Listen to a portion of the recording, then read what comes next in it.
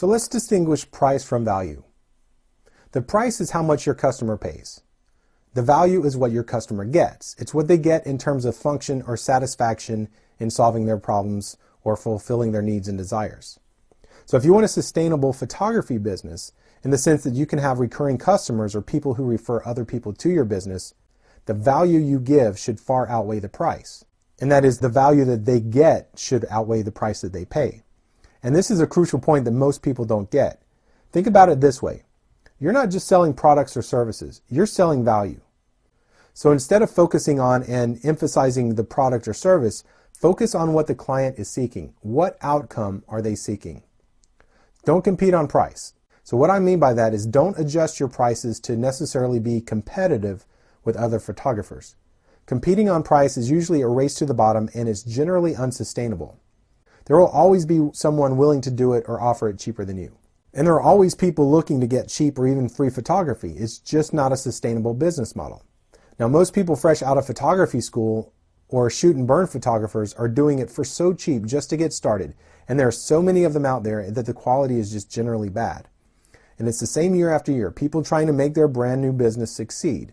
And that's why there are so many of them. One goes out of business and then there are 10 more to replace them, especially now when photography is a relatively cheap field to enter. So when you compete on price, you'll end up broke and out of business. So don't base your prices on what others are doing. The better way is to increase your perceived value instead of lowering your prices. Identify offerings that you can add to the purchase that create a high degree of value, but a relatively low cost to implement and deliver. This is where you can truly innovate. What can you add to increase your perceived value? Focus on the perceived market value. Okay, so how to get your prices set up. And I'm going to try to explain this in a way that makes sense, so bear with me. One way to increase value is to package your goods and services so that it includes different items together, and then discount the package based on the a la carte price of each item. For example, let's say you normally charge $100 per session, and that your print prices start out at $200. So you can offer a free session and 2 prints for $400 total. Now that automatically looks like a value of $100 above what they are paying. So if on your pricing menu, if you show or you're planning to show a la carte items, make sure that their pricing displays a higher price than they would if they were included in the package. So if you're unaware what a la carte is, it's like if you bought items individually.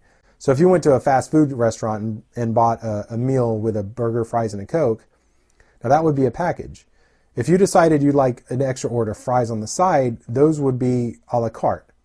So now you can list everything that is included in the package, but don't list the a la carte prices next to them. Just like the example here on the left, here you get a 1-hour session, 2 6x8 prints, and 2 11x14 prints for a total of $800. But if you listed everything individually, it would cost you $1,100. So that's instant perceived value right there.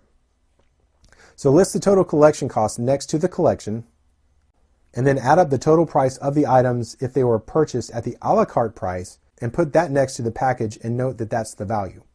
This does a couple of things right off the bat. It emphasizes the value of the collection, and it minimizes the a la carte purchases. Don't hide the a la carte purchases, just divert the attention away from them so that they're not an afterthought.